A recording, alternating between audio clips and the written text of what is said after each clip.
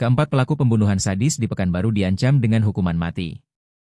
Hal ini ditegaskan Direktur Kriminal Umum, Dirkrimum, Polda Riau Kombes Pol Hashim Risahon II saat ekspose keempat tersangka pada Minggu, 3 Mei 2026.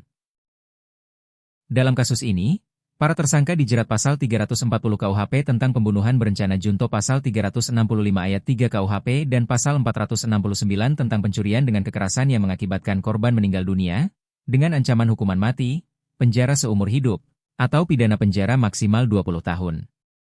Kami minta kepada penyidik karena niat membunuh dan menguasai harta, menerapkan pasal pembunuhan berencana, dengan hukuman mati atau penjara seumur hidup, ujar Kombes Pol Hashim.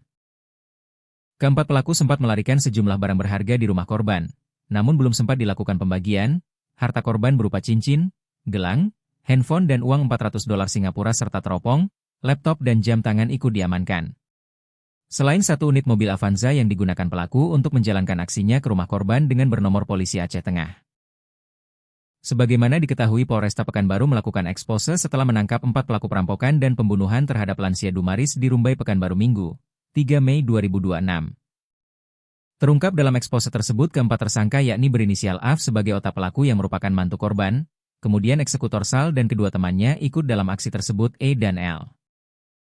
Dari keterangan Dirkrimum Polda Riau saat ekspose, Kombes Pol Hashim Risahon II bersama Kabid Humas Polda Riau Kombes Pol Zahwani Pandra Arsyad dan Kapolresta Pekanbaru Kombes Muharman Arta, awalnya keempat tersangka ini ke Pekanbaru dengan niat merampok, namun berubah ingin menghabisi keluarga korban. Awalnya niat mereka ini ke Pekanbaru ingin merampok di rumah korban, namun berubah membunuh setelah sampai di Pekanbaru, bahkan ingin menghabisi semua yang ada di rumah, ujar Hashim. Keempat pelaku ini sudah berada di Pekanbaru sejak Sabtu, 25 April 2026, di Pekanbaru dengan menginap di Hotel Melati di Jalan Riau.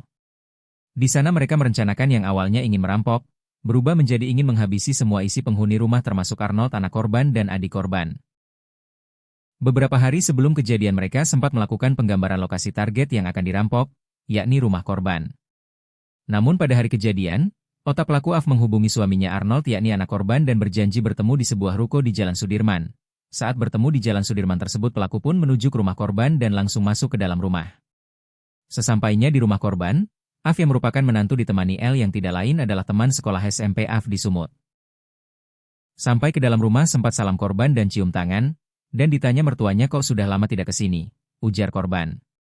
Saat ngobrol di dalam rumah, akhirnya seorang laki-laki yang merupakan eksekutor Sal masuk dengan pura-pura menagih uang taksi online anaknya.